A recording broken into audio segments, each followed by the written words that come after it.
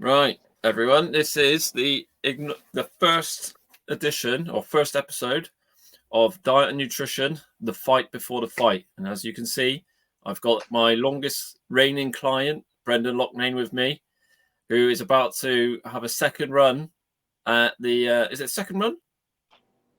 Fourth. Third, fourth. How long have you been PFL? I've been here too long, Dan, mate. So today's all about understanding the perspective of weight cutting from an athlete's perspective, the ups, the downs, the torture, understanding, do we need more weight classes, and some of the do's and don'ts of how it's changed over the years. So it is professional, Bren. I've actually written out some questions, mate. So when you first got into MMA, how much did you know about the diet and nutrition of the sport? Zero. Actually, I'll tell you about my first couple of, God damn, it's funny. When I first got into this 16, 17, I was actually fighting at a higher weight class than I am now. Can you imagine? I was fighting at 70 kilo, and my first ever featherweight drop was about 5 fights in, and I was like, right, and this is how stupid I was. I just stopped eating, and I was probably eating like 2-3 boiled eggs a day and training all day. And then I was that dumb. I even stopped drinking water because the scales was making me heavy and putting my head up, like fucking my head up. And then, nearly died. So it's been a trial and error process over the last 18 years. And we're finally there now, thanks to people like yourself educating the sport. Well, I think that's the main thing. It has improved, I think, over the years.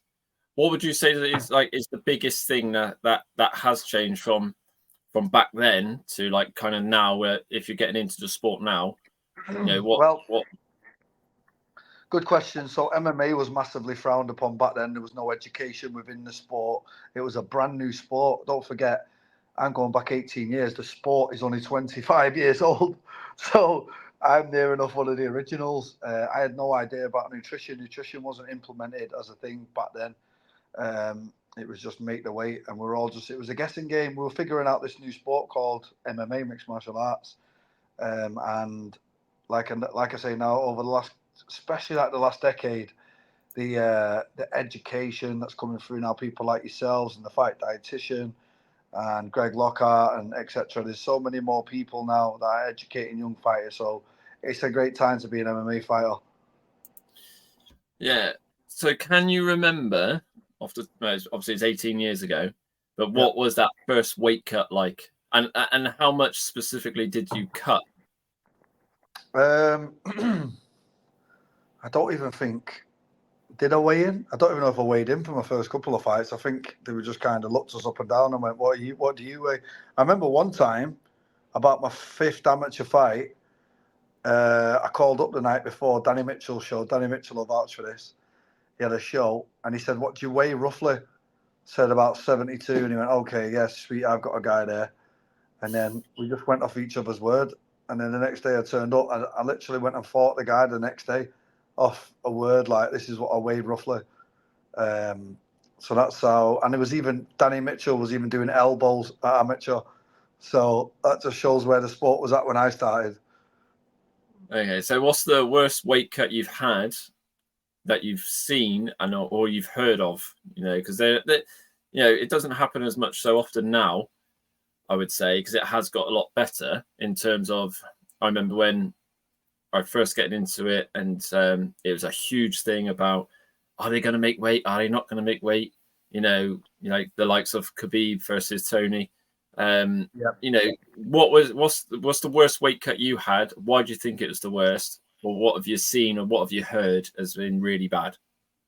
My worst ever one was a fight in Blackpool on Bama. I fought a guy called Steve Polifonte.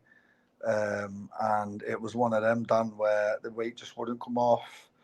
Again, I stopped eating far too far out, and it all just stuck to me, and I just couldn't get it off. And literally, I said a prayers a few times that day. I thought I was going to die, and I actually made the weight Never got felt terrible the next day in the fight, but I was absolutely massive because I'd cut so much weight. I gained it all back, but I was knackered in the fight.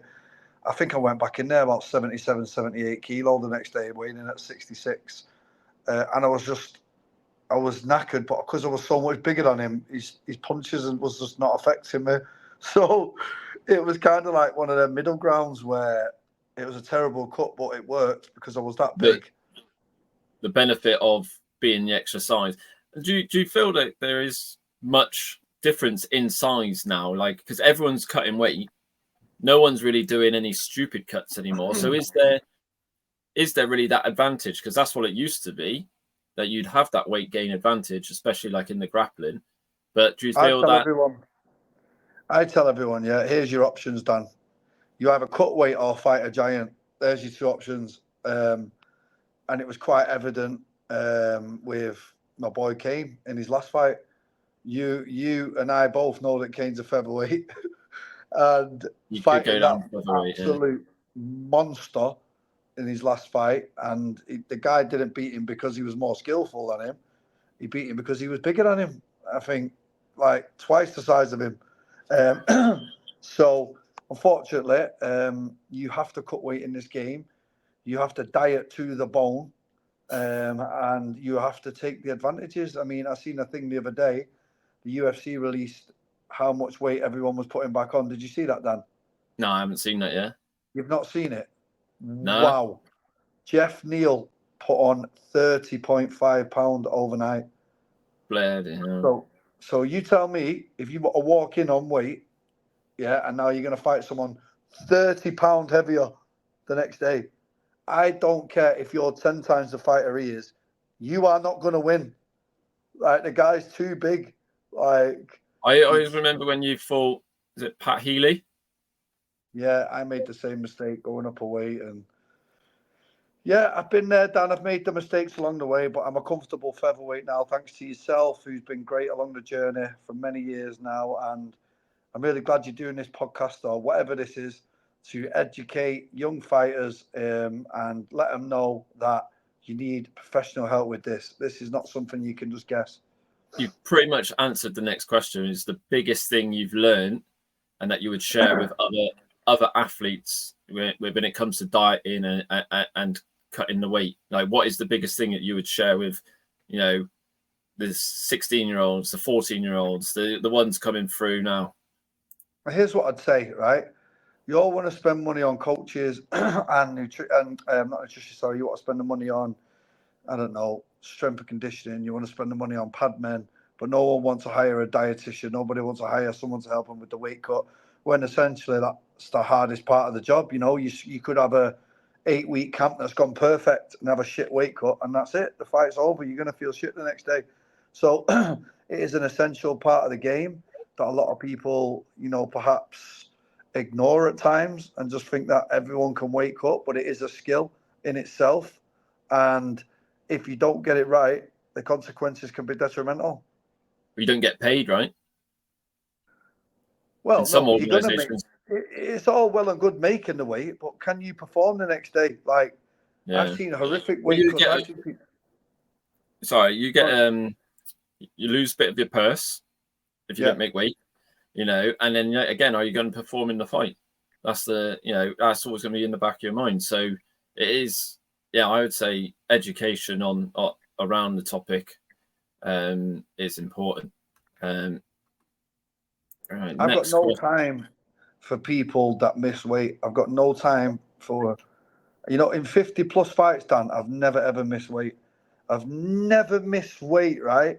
And I've been on death's door a few times and I've done it wrong, but I give my word and I give my hand, and that is as good as it gets for me 8 weeks out, that I'm going to weigh this weight. And if I don't, I just can't. I couldn't live with myself. Do you know what I mean? That's just like what I've agreed. That's a gentleman's agreement in my eyes. And the amount that I've had over the years that I've missed on me, and I just disrespect him. I remember one in Manchester, the Brazilian guy I fought, he tried to shake my hand. I just pushed his hand out of the way. I'm like, move. Don't try and shake my hand after you're missing weight. I hate it, bro. Like, we've agreed on this. Do you know what I mean? Like mentally, is it a mental strain? Making weight? Yeah, like dieting down and then the actual weight cut. Oh, it's horrendous. The process is terrible. Nobody wants to do it. It's the worst part of the sport, as you know. Like what? It's like one big fucking dieting competition now. That's all it is. Like who can diet the best and weight cut the best, and seems to be getting that way with MMA a bit at the minute. But you know, good job I got people like you on side in it, Dan. What do you say? What would you say are the key things then of like from learning it back then where you didn't know much to like now when you're on that like the elite level, the world stage? Because like if you don't miss weight, if you miss weight now, like it gets known around the world that you didn't make weight, and that goes around very quickly.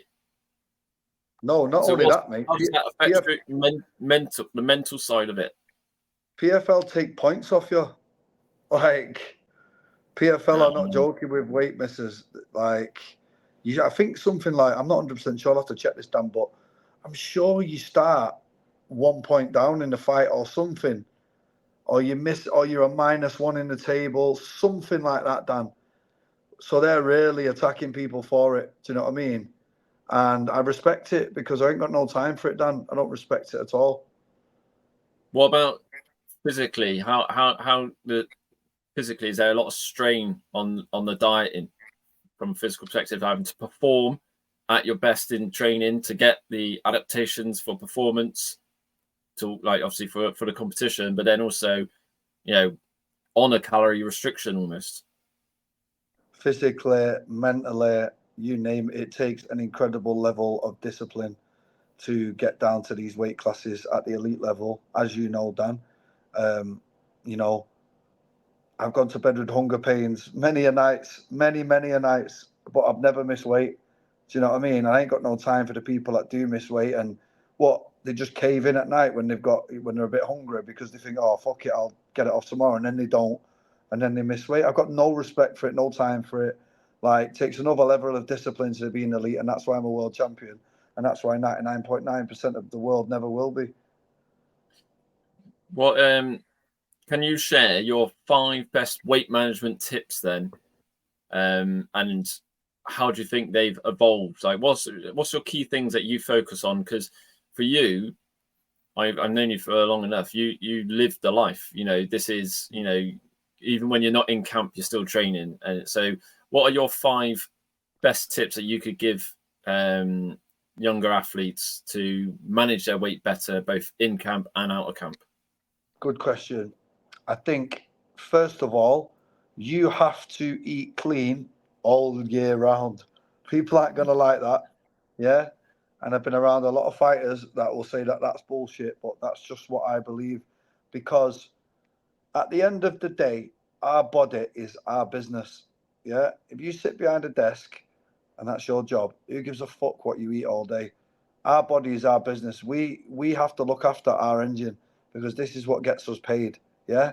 So if I finish a fight and then I think, you know what, I'm just going to eat McDonald's and shit and drink beer all day, and then, but you know what, 8 weeks out, I'll just change it, and then they wonder why they get injured, and they start changing the diet, like drastically changing diets. And listen, you've just got to get used to eating healthy all year round, feeding the nutrients, feeding in the body exactly what it needs all year round, and that would be my number 1 tip for any athlete that's coming up.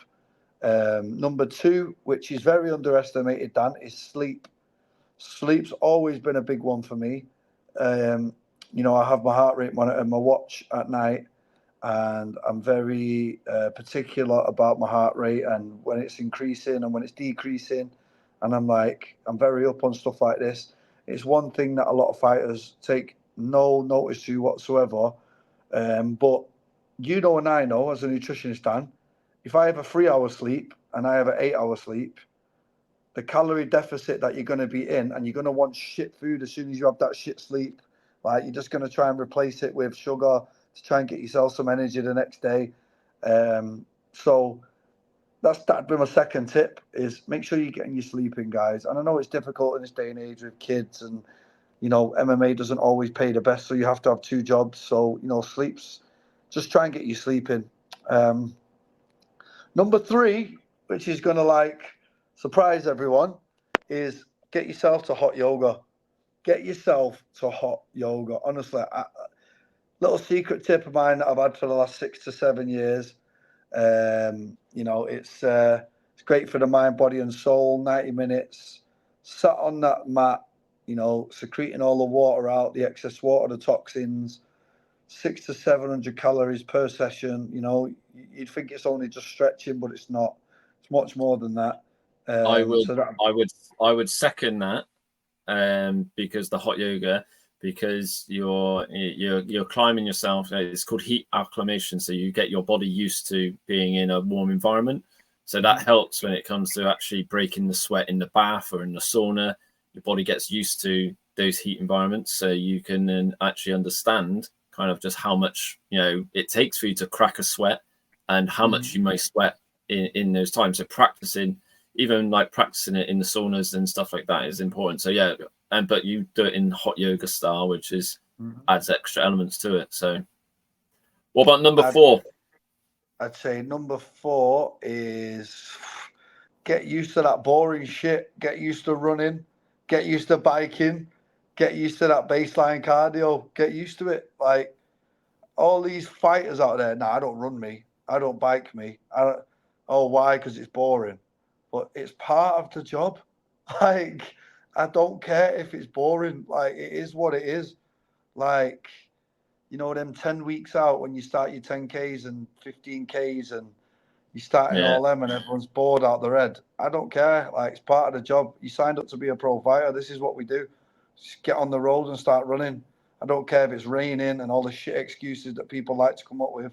Yeah. Is it Bisping says that, doesn't he? Got to run. That's it, bro. Do you know what I mean? Like, people complaining about it. Like, get on with it. Like, this is what we signed up for. Either that or go and sit in an office. Do what you got to do in it. And what would my last one be? Just stay away from the garbage food, man. Stay away from the processed shit. Stay away from the McDonald's and the fucking chocolates. And I know it's not easy. Listen, I'm the first one to jump on a chocolate after a fight. Like, first week or two, like, yeah, give me some chocolate. But then after a bit, you realise it actually makes you feel shit. It actually is such a negative effect for someone that lives all the year round on the life. For that week that I actually do eat the shit because I think that I want it, fucking depressed. Aren't you depressed? Your stomach's full, you're depressed. You're like, oh, God. I find that the health...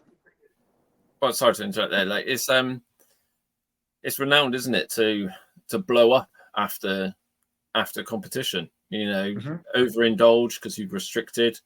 And if you look at Paddy, the baddie, my mate. Your mate, he blows up pretty well. But I think he holds a lot of water. But then also, if you go back into like boxing, where have we lost you there, Bren? Sorry, mate. Go on. My phone rang then. That's all right. Things like in boxing, if you look at Ricky Hatton, you know, and who was There's only one Ricky Hatton. Oh, so it's like, you know, you could get that call. You got to be ready. They say you got to be ready with 2 weeks' notice.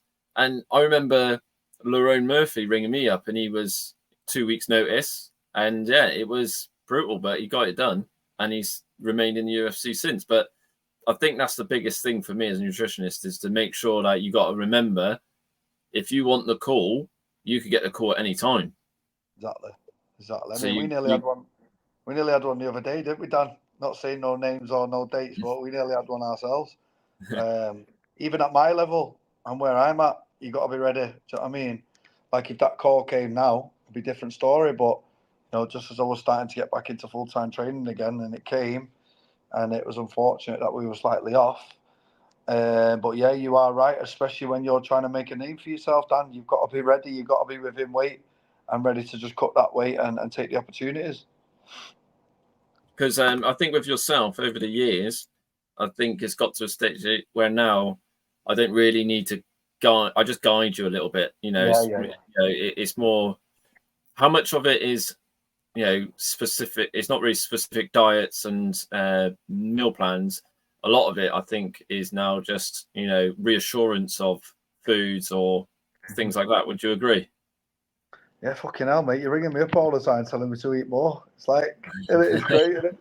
I love your calls now. You don't. Well, you don't eat, and no one eats enough in the sport. You know, you need to be eating. You know, if you look at Volk, he's on. You know, in his camps. You know, Jordan's got him eating 4,500 calories to deal with the demands of the sport. You know, What a life! What a if life, you folks living. if you get your nutrition right, you can lose weight and you can still have enough calories to fuel that. I think was it you did the other day? 3,300 calories. To be fair, I'll be honest with you, Dan. Yeah, this camp here. Oh my god! Like I'm just eating so much. The weight staying leveled out. As you know, we've been ahead of schedule in this camp. Um, Eating more. I've not been hungry once during this camp, and I just think the more times you do it, the better you get at it. The more you learn about your own body. Do you know what I mean? Each one's like a trial and error, trial and error, trial and error. And I just think that the key is consistency, and there is no shortcuts. There's no shortcuts, is there, Dan? Like No, you everyone just can't. thinks, I think what like, it is about improving the quality of the nutrition that you have. Like if you've got an agreed. understanding, it's you know, making sure you don't cut those carbs too early, and yet you are eating enough. You know, I think you're on 1,500 calories worth of carbs a day at the minute. Yeah. So and then you've got something to mess around with later. I've got another question here, but I was hoping obviously Kane was going to be on the call as well, but he's busy. But if you could enlighten us to any or explain to non-competitive athletes, because they may know about this, what the term dark times refers to. I just basically live in dark times. So what that means is like you're constantly tired. Yeah. I'd say you're constantly hungry, but I'm not anymore. Used to be, but not anymore. You're overtrained, you're fatigued, you're just in it, Dan. And I'll be honest with you, when I won the belt and I won the money and all that, and I thought, thank God that's over. I don't like being in that place, but I actually miss this place. This is when Brendan thrives and Brendan's at his best. And I did miss the dark times, and now I'm back in them, and I absolutely love them. What is it about then? You know, you said you won the belt, you won the money. You know, what is it about this lifestyle that you love the most? Then you said, and because you're saying it's dark times, but also those dark times you actually thrive off. What is it? Yeah, you know what? I've got a mind coach as well, right, Dan? And we were chatting about this the other day, right? And he was like, Brendan is at his best when he's in the dark times. Like, Brendan only knows dark times. And then when it comes to the end, it's actually light. It's not dark times at all because it's when I'm at my happiest. Like, right now, my brain works at its best. I'm getting loads of other business stuff done outside of MMA, and I'm just on it all day. I'm very positive, and I've got lots of good stuff going on outside MMA. And when I'm not in this mind frame, I'm training all day. It's I don't know. I just feel like I'm not really going anywhere. And I know that this isn't gonna last forever. This MMA thing, but while it is still here, Dan, I'm gonna make the most of it. Do you know what I mean? And I'm gonna use it to. I love my body being healthy. I feel in a very good mental and physical shape. And you see a lot of fighters talk about struggling because they're out of this mentality of dieting and chasing purpose every day. And I get what they're saying. So for me now, I'm 34. I've not got. I'm in the last stage of my career. Do you know what I mean, Dan? So I'm going to enjoy every last second of it. And this camp, especially, I don't know. I'm just really enjoying it. I'm enjoying the dieting. I'm even enjoying the dieting, Dan. When have you heard me say that before? I'm enjoying the full process. And they're not dark times anymore, Dan. They're light times. Let's change that phrase. All right. I'll see if Kane has changed that phrase as well, because I know you two always go on about dark times. Yeah. Right. I got another one for you here. Right. Go on, lad. What are the most common misconceptions about diet and nutrition within the MMA community? So what's the most misconceptions? Where do people you feel get it wrong when it comes to the diet?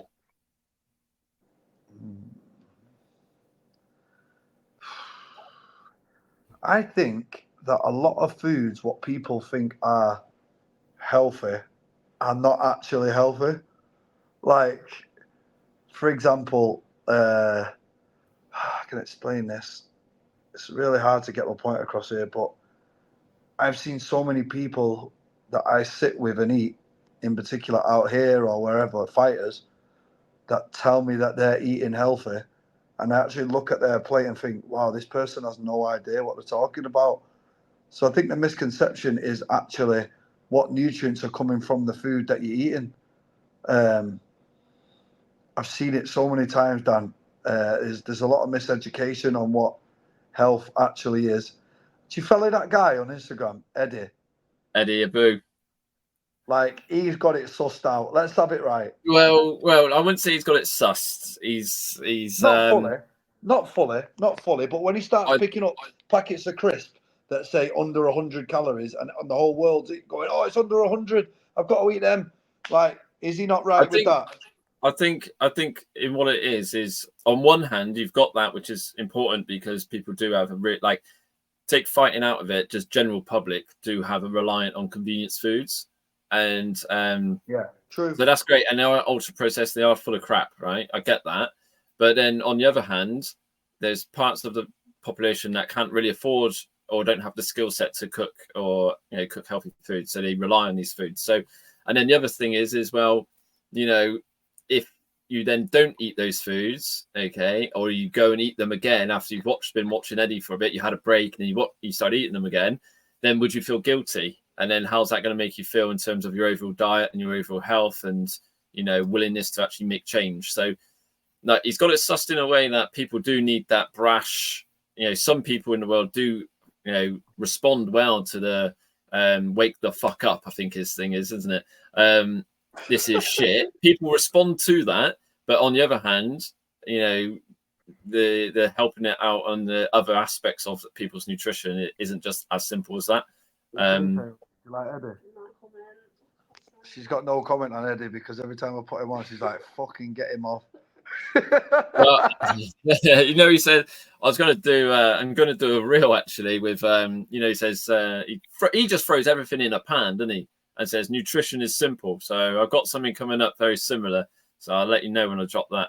I'm recording it this week. But yeah, it's true. Like, nutrition can be simple, but it's all about education, really. And that actually leads me on to, where is it? I will say though, Dan, yeah, like the points that I don't agree with him, mate, the guy fasts about 5 days a week straight and then has 12 boiled eggs and chicken liver. I'm like, mate, come on. You've got to live a little. Fuck me. Like, I know. That's what I mean. I think I've seen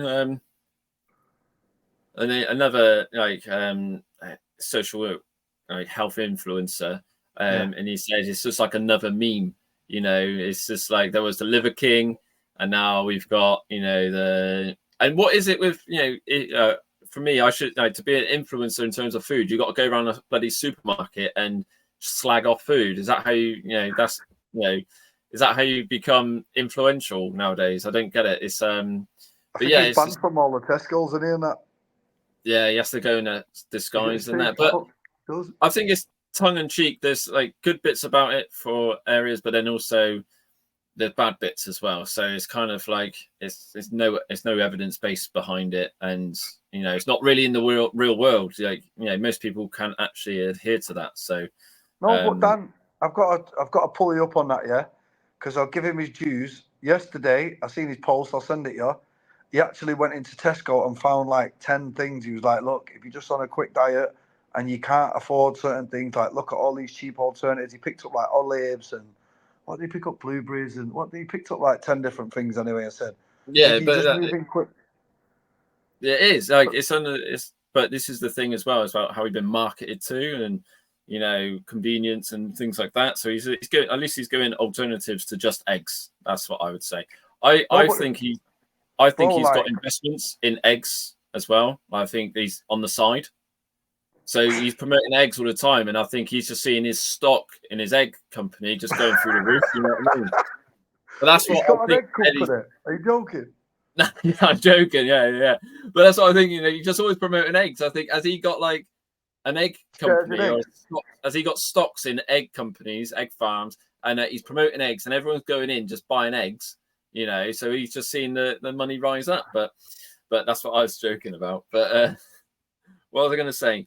Do you feel in MMA, bring it back to MMA, there should be more weight classes? Nah.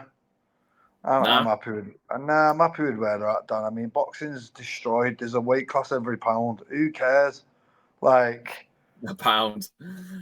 every pound there's a weight class, and the boxers are all moving up and down weights. What, £1, £2? Like MMA, like it's far apart, and I like it. Like we've already got how many? Don't need any more.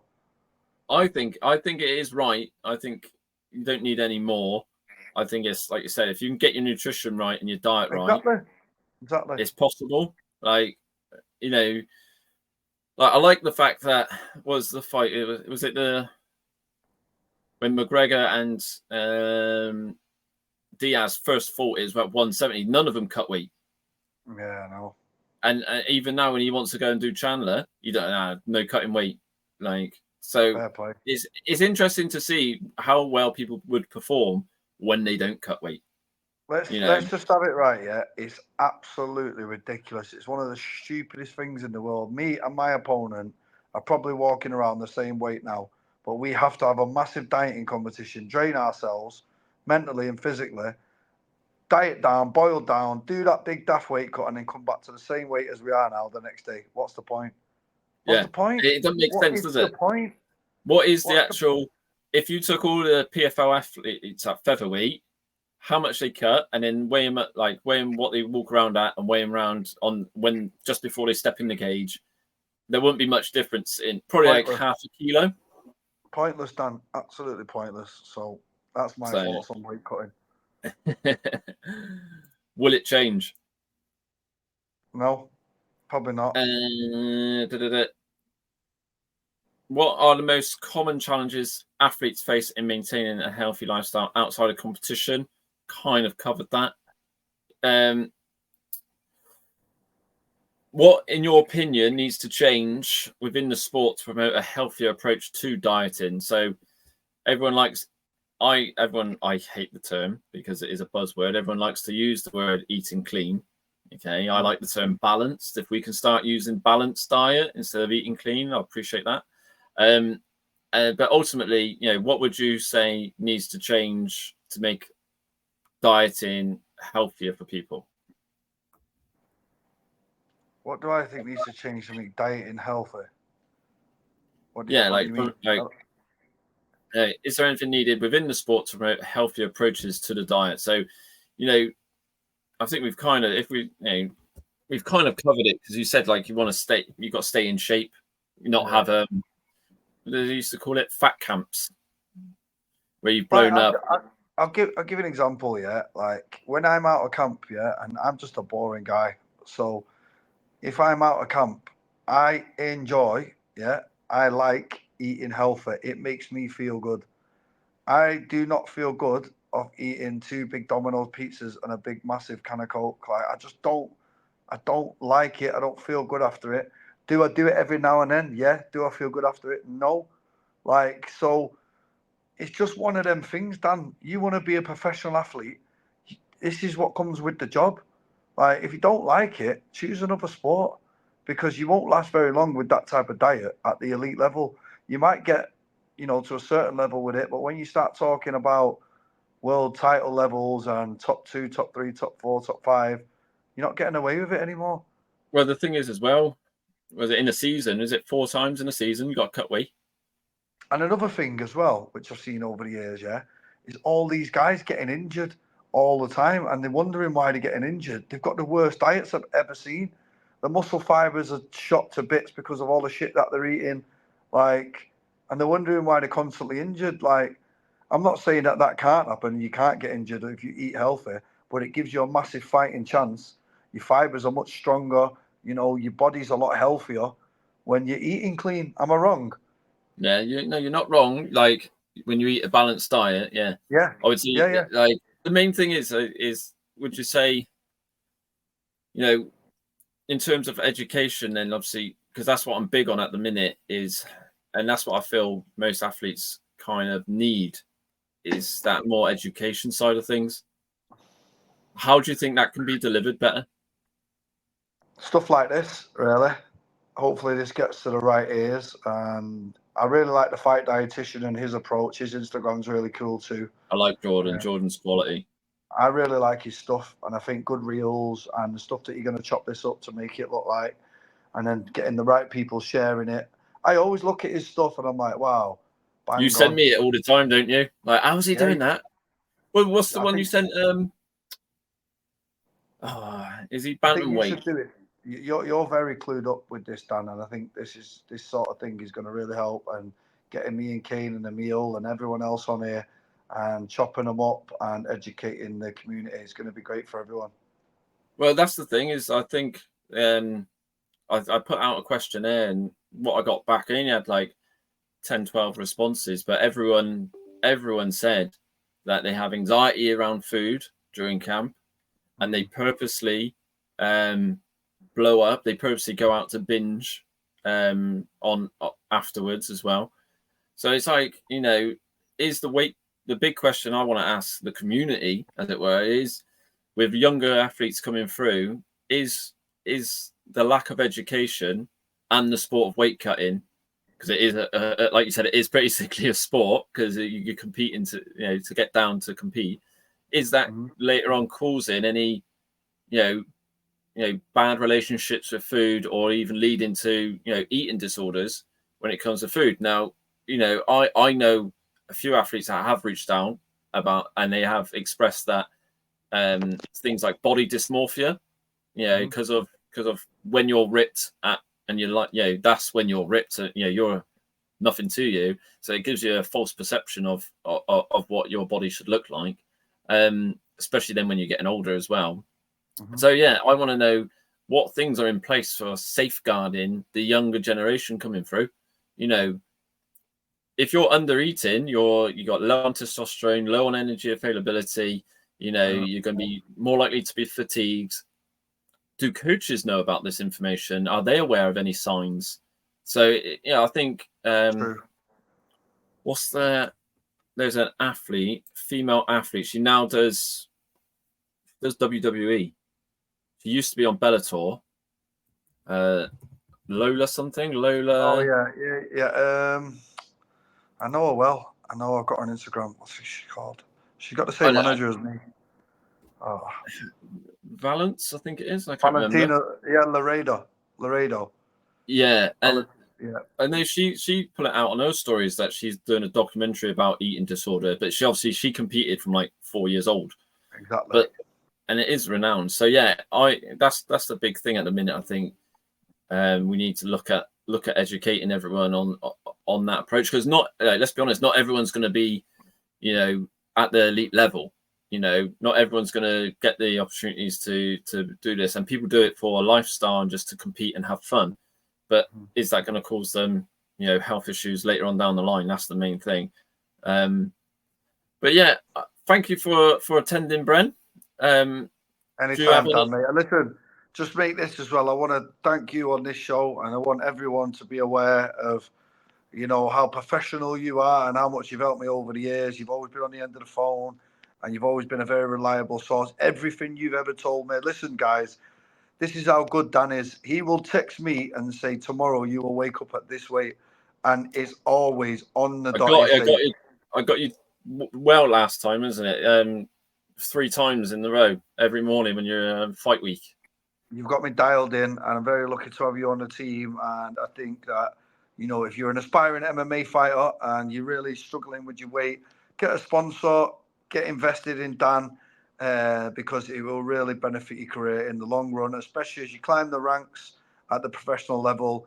This is one big dieting competition, unfortunately, and you need expert advice of it. Trust me, from someone who has reached the top of the game and has made all the mistakes along the way. Without the education, you will fail. So, hire someone like Dan, and I can highly recommend Dan after working with him over a decade.